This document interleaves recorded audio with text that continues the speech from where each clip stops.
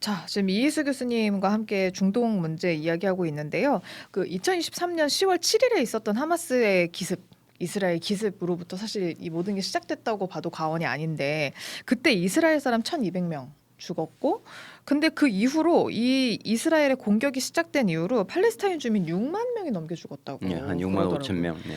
근데 이스라엘에서는 인질 핑계를 대잖아요. 인질 데려오고 하마스 소탕하겠다라고 얘기는 하지만 가자 지구로 이렇게 직접적으로 들어가는 건 인질을 구하겠다는 거예요, 말겠다는 거예요?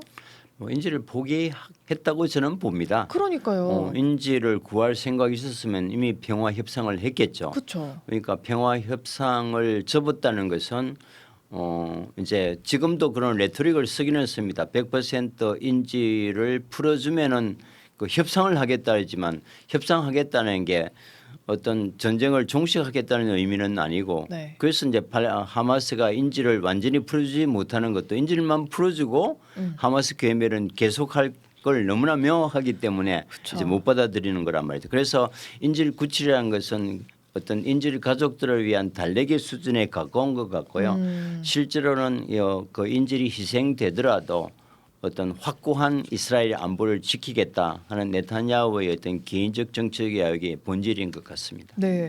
그래서 그 이제 지난 시간에 그 이스라엘 네타냐후의 인지도가 오히려 더 올라가고 있다는 기이한 현상에 대해서 얘기를 하셨는데, 인질들이 잡혀 있는 가족들은 진짜 뭐 마지막 뭐 진짜 바짓가랑이라도 잡는 심정으로 그랬겠지만, 한편으로는 상식적으로 인질들이 잡혀 있는 동안에 우리가 드라마를 봐도 뭐 경찰들이 뭐 혹은 군인들이 그 사람들을 바로 총을 쏘진 않잖아요. 협상을 하려고 하지. 왜냐면 인질들을 구해야 되니까. 왜냐면 저 사람들을 오히려 더 자극시킬수록 우리 가족들의 그 생명이 더 위험해지는 거니까. 근데 참 기이한 현상인 것 같아요. 그래서 오히려 저는 네타냐후에게 그 이스라엘의 지금 가자지구의 하마스에게 인질로 잡혀 있는 그 가족들이 네타냐후를 더 공격해야 맞는 게 아닌가. 네가 지금 빨리 전쟁을 끝내고 평화 협상을 해야지만 우리 가족들이 돌아올 수 있다라고, 너무 상식적이지 않나요, 이게? 그렇습니다. 그래서 뭐 이게 이제 인질과 포로 석방을 위한 포럼에서 지금 이제 이스라엘에서 최대 시민단체가 됐는데 이제 포로 가족 인질 가족뿐만 아니라 일반 시민들이 참여해서 매일매일 시위 2013년 10월 10일 오늘까지 하루도 빠지지 않고 시위를 네. 하고 있습니다. 그런 이제 열망을 이제 정치 지도자가 받아들여주지 않는 거죠. 자, 이제 얼마 전에 있었던 그 이스라엘 카타르 기습 공격에 대해서도 얘기를 좀 해볼 텐데요. 카타르가 지금 중재국이잖아요. 그죠? 네. 여기 왜 공격한 거예요? 그러니까 이제 그 하마스 지도부가 있는데 네. 이제 하마스와는 협상하지 않겠다. 네. 하마스는 괴멸의 대상이지 협상의 대상이 아니다는 명확한 선언을 한 것 같습니다. 그리고 아랍 국가와의 관계가 좀 나빠지는 한이 있더라도 이제 하마스 괴멸은 최우선적 나의 정치적 과제로 삼겠다. 이것이 나의 정치 생명이고 또 어떤 국내 정치의 구도상으로도 그게 유리하다고 판단했겠죠. 네. 이제 그 레바논 공격하고 시리아 공격하고 이라크 이제 예멘 공격하면서 네. 또 이란까지 이제 잠재웠기 때문에 이제 이스라엘에 범접할 수 있는 주변 국가는 없습니다. 마지막으로 하마스를 보호하고 있는 카타르가 눈에 가시였겠죠. 네. 그래서 이제 선언적으로 마지막으로 하마스를 보호하고 있다고 생각합니다. 이스라엘 입장에서는. 그래서 카타르를 공격하면서 하마스와의 협상은 네타냐후의 사전에는 없다 명확히 보여줘서 네. 사실은 이제 평화를 통한 하마스와의 그 이제 협상은 협의. 이제 끝이 났던 명확한 어떤 선언이다. 와, 이것도 진짜 너무 막가파식인 것 같아요. 왜냐면 하마스 사람이 지금 거기에 지도자가 들어가서 협상 중이니까 그 지도자를 죽이겠다라는 마음으로 간 건데. 그것도 미국이 제의했던 평화안을 협상 중에 네. 이제 논의 중에 근데 있었습니다. 거기를 미사일을 쏜 거잖아요. 네. 그러면 사실 사람이 한두 명만 죽는 게 아니고 이때 카타르 사람도 죽었다는 거 아니에요. 그렇습니다. 카타르 가만히 있습니까? 그래서 이제 그 직후에 이제 아랍연맹 아랍 22개 나라의 정상회담과 오아시라고 하는 이슬람 협력기구 이슬람의 유엔이 함께 정말 드물게 합동 정상회담을 네. 해서 모든 이슬람 국가들이 다 성명서를 발표하고 이스라엘에 대한 비난, 물론 선언적 의미기는 하지만은 이슬람 국가나 아랍 국가가 똘똘 뭉치면서 그 회의에서 심지어는 이제 우리가 이렇게 하면은 개별적으로 당하면 이스라엘이 어떻게 당하겠는가? 아랍 나토를 결성하자. 뭐 이런 제안까지 있어서 뭐 그게 실현되기까지는 넘어야 될 산이 많겠지만 이스라엘 건국이 이후에 이처럼 아랍 국가가 이스라엘에 한 목소리를 내고 단합하는 경우는 없었기 때문에 네. 장기적으로만 이스라엘 국익에도 도움이 되지 않는 일인 거죠. 넘어야 할 산들은 뭐 어떤 것들이 있어요? 이제 순니 시아파 종파가 네, 다르고 예. 또 개별 국가 간에 또 영토 분쟁도 있고 아랍 국가 간에도 또 친이스라엘파 반이스라엘파 또 많은 국가들이 아랍 국가 내에서도 하마스를 또 테러 조직으로 보는 아랍 국가까지 있으니까 이런 이제 내부의 이견들이 있습니다. 네. 그래서 넘어야 될 산은 많지요. 그럼에도 불구하고 잘못됐다라는 거는 다 한 목소리인 그렇죠. 그건 거니까. 한 목소리로 네. 냈고요. 근데 실제로 현재는 아랍에미리트, 모로코, 수단 같은 아랍 국가는 지금 이스라엘과 외교 관계가 수립돼 있습니다. 네. 근데 그 중에서도 이제 카타르가 아직 외교 관계를 수립하지 않았기 때문에 아마 이스라엘의 외교 관계를 수립하고 있는 그 사우디나 바레인이나 아랍에미리트를 포격하는 것은 그야말로 우방에 대한 건 네, 있을 수 없겠죠. 네. 그나마 이제 하마스를 보여준다는 명분으로 아직 외교 관계 수립 이전인 카타르를 타겟으로 삼았던 것 같습니다. 그 사우디 아까 말씀드렸지만 이번 미사일이 어쨌든 사우디 영공을 통과를 했잖아요. 이스라엘이 얘기를 좀 먼저 해줬을까요? 이거 엄청난 위협이잖아요. 사실 사우디 입장에서는. 사우디는 공식적으로 이 문제에 대해서는 이제 그 부정도 긍정도 하지 네. 아니한 노 코멘트 전략을 함구하고 쓰는데 있는 것 같아요. 그 사실은 뭐 이란 공격 때도 또 이스라엘 이라크 공격 때도 뭐 결정적으로 요르단이나 사우디 영공을 이제 지나가야 되는데 네. 이거는 이제 미국과 이스라엘과 사우디 사이에 뭐 일종의 묵계 같은 무기는 있는 것 같습니다. 미리 얘기를 네. 좀 한. 왜냐하면 이제 이스라엘과 사우디가 외교 관계가 수립돼 있기 때문에 네. 뭐 그런 면에서 이제 장기적으로는 사우디도 이제 그 책임이 있는 거죠.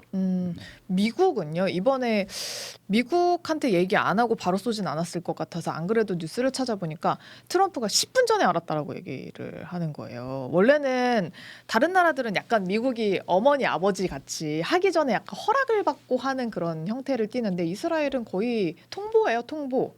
음. 10분 전.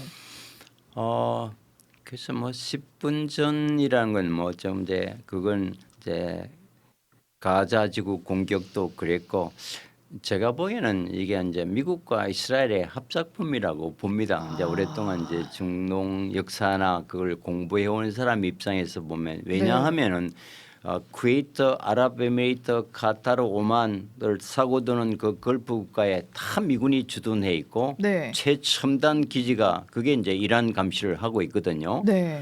그러니까 그 나라에 현재 수만 명의 미군이 이제 주둔하고 있는데 네. 이스라엘로부터 날아오는 미사일이 이간 이제 미국의 방공망을 뚫고 과격하게는 제가 그쵸. 보기에는 불가능합니다. 네. 뭐 그런 면에서 통보 정도가 아니라 사전에 긴밀한 협의? 있었는데 그럼 미국은 빠지겠다. 네. 미국은 이제 작전에 빠지겠다. 해서 이제 직접적인 개입은 하지 않았지만 그 사전 협의와 충분한 교감 속에 물론 그 과정에서 미국은 찬성하지 않았을 가능성이 있습니다. 네. 그래도 이스라엘이 감행했을 때 미국이 몰라서는 일은 없고요. 미국의 묵인하에 이루어진 것은 분명해 보입니다. 미국 뭐 중재였는데. 이전에도 그랬고요. 네. 여기 카타르에 진짜 말씀해 주신 미군 기지가 어마어마한 게 있는데 여기는 정말 중요한 곳이라면서요. 미국한테. 그럼요. 미군의 핵심 시설이 있는 것이고 중동 전체를 관리하는 가장 중요한 전략적 자산이 있는 거고 그 최첨단이 다 들어가 있고 앞에 앞바다에 미국 항공모함이 떠 있는데 네. 이걸 이제 미국의 동의 없이 공격한다는 것은 말도 안 이거는 되고. 뭐 말도 안 되는 얘기고요. 네. 근데 뭐 사전 통보에서 밀어붙였다 하지만 그건 어떤 외교적인 이제 어떤 그 디자인인 것 같고요. 그러면 그냥 10분 전에 알았다고 하자. 이렇게 하고 이제 그런 사전 거죠. 협의를 다 했을 우리는 것 같다. 몰라까 뭐 이스라엘 일방적인 거다. 사실 우리는 개입하지 않았다. 뭐 이번 사건뿐만 아니라 모든 공격에서도 미국이 빠질 때는 그런 표현을 써왔습니다. 그 문자 그대로 받아들이기는 매우 어렵죠. 네, 이란이 그래서 카타르한테 방공망 우리가 만들어줄게라고 얘기했다던데 이건 실현 가능성이 있는 건가요? 그러니까 이제 이번 카타르 사태에 대해서는 이게 이제 그 정상회담에 이란도 참여했습니다. 네. 뭐냐면 이제 아랍과 이란이 굉장히 껄끄러운 관계면서도 이게 이번에 이스라엘 카타르 공격 후 이란도 이제 카타르 지원 목소리를 내고 이제 그렇게 했단 말이죠. 네. 이란 대표단도 이제 오면서 그러니까 필요하면 이제 우리가 보호해 주겠다. 이스라엘에 대해서 우리끼리 힘을 합해자. 뭐 하나의 뭐 선언적 의미고 네. 뭐 그럴 가능성은 없죠. 미군이 있는데 어떻게 네, 이란과 그렇죠. 협력하겠습니까? 뭐 이란 방공망이 다 무너진 상태 아닌가요?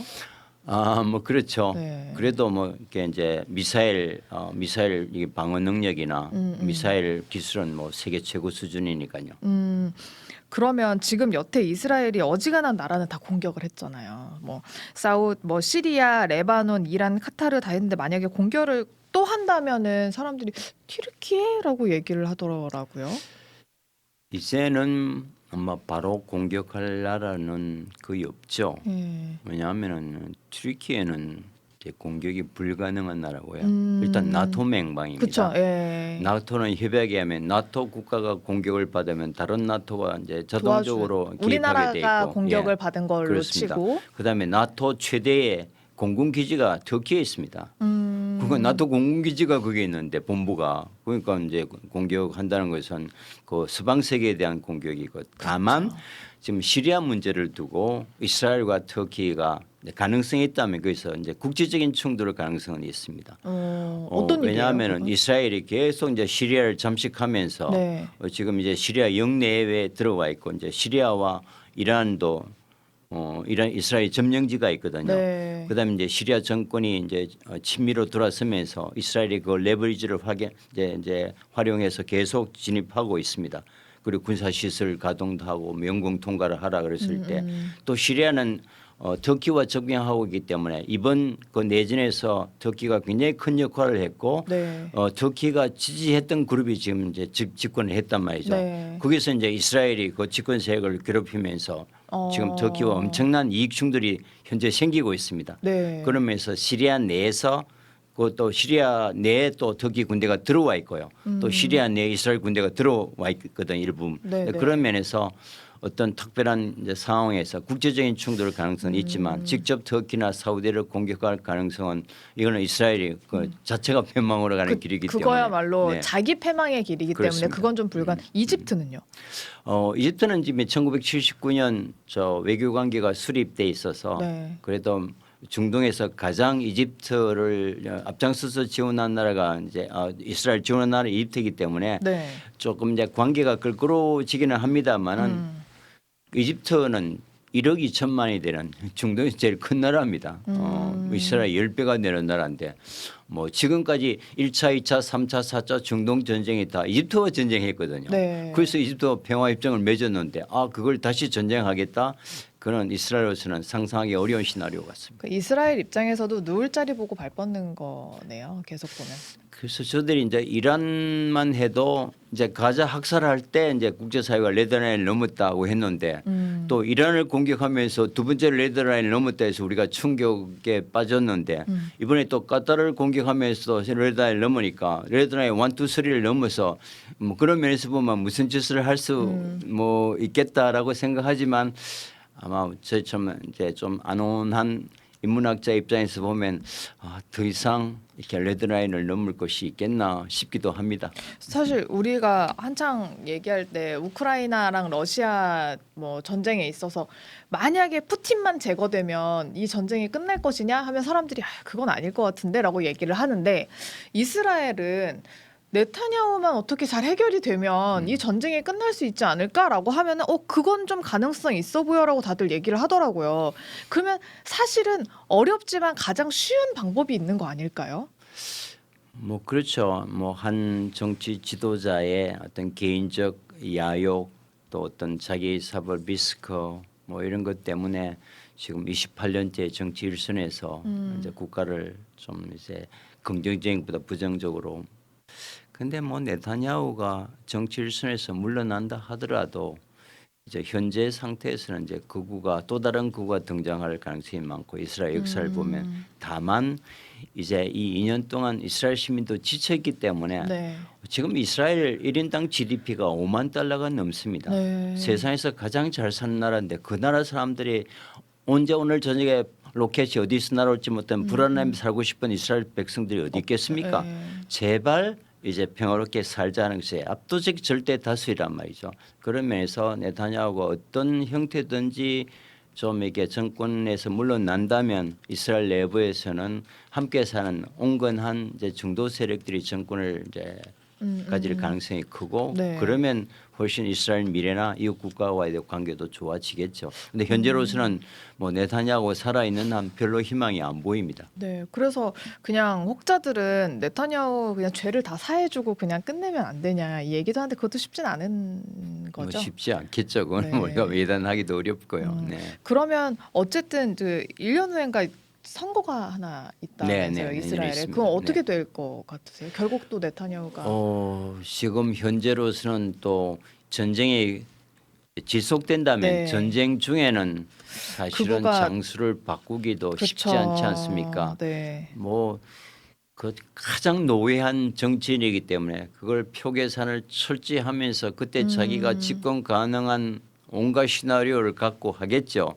그래서 지금부터 우리가 미리 예측하기는 쉽지는 않겠지만 네. 뭐 이스라엘 미래로 봐서는 국민들이 조금 더 온건한 이제 정권을 선택하는 걸 우리가 기대하지만 그건 어디까지나 기대고 네타냐후가 쉽게 물러날 인물은 아닌 것 같습니다. 또 네. 그 뒤에 또 트럼프가 있기 때문에 네.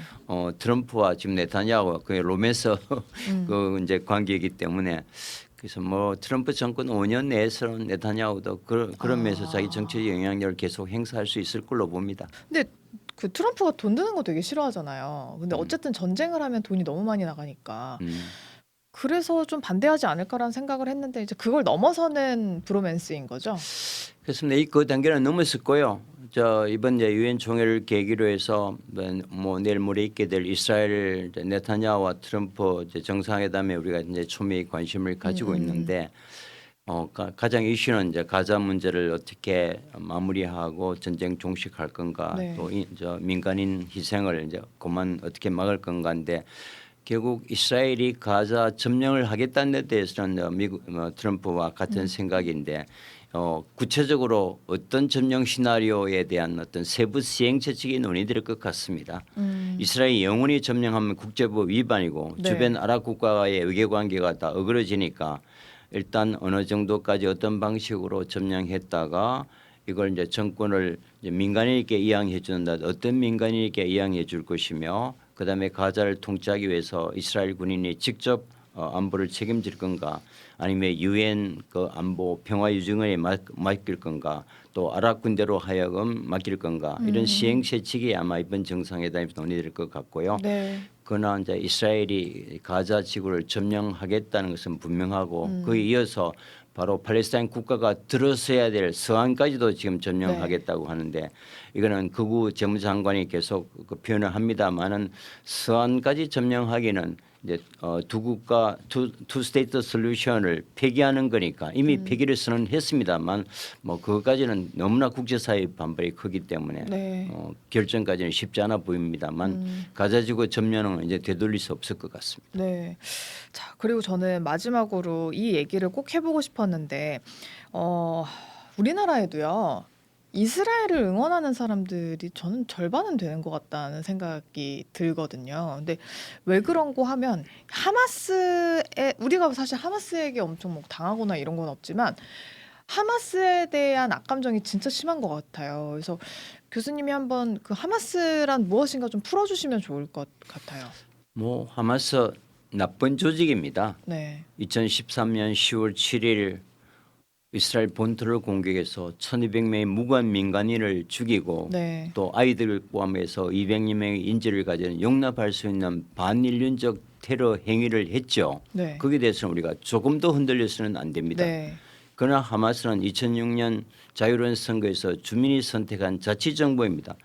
그러면 이제 우리가 하마스 행위를 당연히 비난해야겠지만 왜 하마스가 그런 극악한 행동을 할 수밖에 없었나 하는 역사적 배경도 우리는 정확하게 이해할 필요가 있습니다. 2013년 10월 7일 하마스가 이스라엘 공격의 직전까지 이스라엘 공격으로 시도 때도 없이 희생당했던 민간인 숫자가 유엔 통계로 6,500명이 넘고요. 네. 우리가 200명의 인질을 잡아갔지만 지금 이스라엘 감옥소 내에 어떤 정당한 재판 절차 없이 변호인 접근 없이 가족 면회 없이 잡혀 있는 팔레스타인 인질 사람들이 9,500명입니다. 네. 이 사태 때에서 우리 국제사회가 침묵하고 관심 갖지 않고 그다음에 여러분 아시다시피 가자는 2007년 분리장벽 이후에 만 17년 동안 물과 전기를 이스라엘이 통제하고 휴대폰까지 통제하면서 지금 전기가 시아동식에서 산소호흡기를 끼고 있는 환자들이 죽어나가고 네. 아이들이 물이 없어서 죽어나간 걸 만 17년 동안 집단 감옥에 있는데 여기에 대한 국제사회가 아무런 제재나 비판도 하지 않고 2014년 10월 7일의 기점만 가지고 한다면 팔레스타인 사람 입장에서는 용납할 수 없는 거죠. 네. 자, 우리가 이제 정말 국제사회 책임 있는 글로벌 이제 선도 국가로서 이제 우리는 어떻게 봐야 되겠냐. 정말 민간인을 겨냥한 그런 테러잖아요. 절대 용납해서 안 됩니다. 네. 그 하마스의 테러 행위를 우리가 비판하고 우리가 괴미를 하는데 찬성할 수 있지만 또 이 스테이트 테러리즘 국가 공권력을 이용해서 무고한 민간인을 죽여나가는 국제사법재판소 유엔 안보리 그다음에 헬싱키 인근사는 모든 국제 보편 기초가 학살이라고 하는 걸 중지하지 않는 이스라엘에 대해서도 우리가 어떤 그 찬성과 동조를 한다는 것은 국제사회의 책임 있는 국민으로서의 어떤 역할은 아니다. 네. 왜냐하면 역사적으로 보면 우리가 얼마나 많은 비침을 당하고 일제로부터 잔혹한 맞아요. 피해 네. 가지고 있습니까? 그러니까 이제 우리가 좀 잘 살게 됐다고 우리 과거에 피해를 가졌던 민족이 또 다른 피해 민족을 바라보는 관점도 이제는 좀 바뀔 필요가 있을 것 같습니다. 그러게요. 정말 그 말씀이 맞는 것 같아요. 그 하마스는 나쁜 조직이 맞는데 그래도 그 가자지구 국민들이 어쨌든 선택을 한 그런 지도부인 거고 사실은 그 지도부가 이란 사람들에게 폭격을 해가지고 1,200명을 죽였지만 사실은 그 팔레스타인 사람들이 이스라엘 사람에 의해서 죽거나 갇혀 있는 사람이 1억이 넘어가는 거잖아요. 이제 뭐한 9천 명 정도 네. 감옥에 있고요. 희생당한 팔레스타인 사람들은 한 6,500명 정도. 그렇죠. 그 사람들이 그 야금야금 죽어나갈 때 우리 언론에서는 한 줄 보도를 못했잖아요. 그러니까 우리는 몰랐죠. 그러니까 모든 사람들이 가만히 있는 나라를 왜 2014년 10월 7일 건드려 가지고 이 화를 자초한 게 아니야. 자업자득이다. 뭐 이런 논리 이게 이제 이스라엘의 고도의 심리전이죠. 네. 그런데 저는 그 10월 7일 이전에 있었던 잘 살고 있는 보트피플도 아니고 난민도 아닌데 2000년간 살아왔던 사람을 딱 가둬가지고 꼼짝 못하게 하고 물과 전기를 이제 끊는 그런 17년의 상태에 대한 저항 이것도 우리가 충분히 공감하고 이해할 필요가 있는 거죠. 지금 가자지구에 있는 220만 명 정도 중에서 하마스는 얼마 정도 될 것 같아요? 하마스 이제 우리가 조직은 한 2만 명 내지 3만 명 정도로 보고요. 예. 하마스는 공무원이라고 보시면 되죠. 그 중에서도 알카삼이라는 군대 조직이 한 2만 명, 3만 명 정도 되는데 이번 가자 공격으로 뭐 거의 3분의 2 이상이 이제 괴멸됐기 때문에 뭐 이스라엘도 정확히 파악하기 어려울 겁니다. 정확한 숫자는 없지만 최근 미국의 통계에 의하면 그래도 한 10,000명에서 8,000명에서 10,000명 정도의 군대는 유지하고 있다. 그래서 그걸 이제 공격하기 위해서 계속 이스라엘이 이제 가자 점령을 서두르고 있는 거죠. 그 말인즉슨 가자지구에 있는 220만 명 중에 1%도 안 되는 하마스를 잡기 위해서 지금 가자지구를 그렇게 못 살게 굴고 있는 거잖아요. 그 이제 하마스는 이제 자치정부고 그 민생, 의료, 보건, 그 식료품 보건을 실질적으로 담당했기 때문에 하마스 완전 괴멸이라는 것은 함께 살고 있는 주민 220만을 같이 괴멸하겠다는 것과 거의 동의에 가깝습니다. 네. 그 이제 실현 불가능한 일이고요. 다만 그 이제 군사 조직들이 이제 항복하고 나오면서 그 군사 조직과 이제 가자 주민들을 이제 분리시켜서 그다음에 이제 220만 중에서 이미 한 50만 정도가 떠났고요. 한 70만 내지 100만만 남겨놓고 나머지는 바깥으로 쫓아내서 이제 70만 정도 100만 정도 통제 가능한 사람을 이스라엘 점령하에서 이스라엘에 세뇌시켜서 완전히 영혼을 뺏긴 상태로 이제 하겠다. 이게 이제 이스라엘의 정말 야비한 전략인 거죠. 식민지 삼겠다 이런. 그렇습니다. 거죠? 뭐 또 다른 명확한 또 다른 식민지 전략이죠. 우리는 앞으로 어떻게 해야 할까요?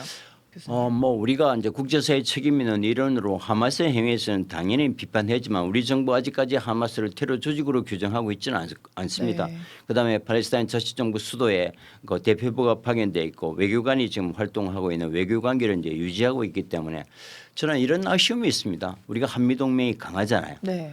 또 모든 중동 국가와 우리가 좋은 관계를 갖고 있고 모든 중동 국가 시민들이 한국을 자신의 롤 모델로 생각하고 K-팝이 최고 인기가 있는 게 중동입니다. 네. 싫어하지 않습니다. 그러면 양쪽 다 우리가 이 점을 가지고 있다면 맨날 줄 서는 외교가 아니라 우리가 분단된 평화를 절절히 갈구하는 민족에서 우리가 오히려 앞장서서 평화의 이니셔티브 역할을 좀 할 수는 없을까? 우리가 우크라이나나 뭐 팔레스타인이나 캐시미르나 지역 분쟁에서 우리가 평화 중재자 역할을 해봤다는 얘기를 들어본 적이 없잖아요. 네. 오히려 지금은 이제 새 정부가 들어섰고 우리가 이제 어떤 남북한의 문제도 있고 하니까 모든 분쟁에 우리가 조금 더 균형적 감각을 가지고 철저한 객관적 입장에서 그 평화 메이커로서의 역할을 이게 이제 국익을 높이는 길이 아닐까 그게 굉장히 강하게 부탁하고 싶네요. 우리가 또 피스메이커가 될 수 그렇습니다. 있도록 네. 그런 역할을 좀 든든하게 했으면 좋겠다. 그래서 우리 이제 이 영상을 보시는 분들도 오늘 좀 생각을 원래 약간 이스라엘이 옳은 거 아니야라고 생각하시는 분들도 이 죽어가는 가자지구의 주민들을 위해서라도 약간 생각을 바꾸셨으면 하는 바람이 있습니다. 유엔회국 193개국에서 191개국이 바뀌었는데 네. 뭐 우리도 그런 글로벌의 흐름에 동참하는 게 좋겠죠. 사실 앞서가야 하는 건데. 예. 자, 오늘 이해수 성공회대 석좌 교수님 모시고 이야기 나눠봤습니다. 교수님 감사합니다. 네, 감사합니다.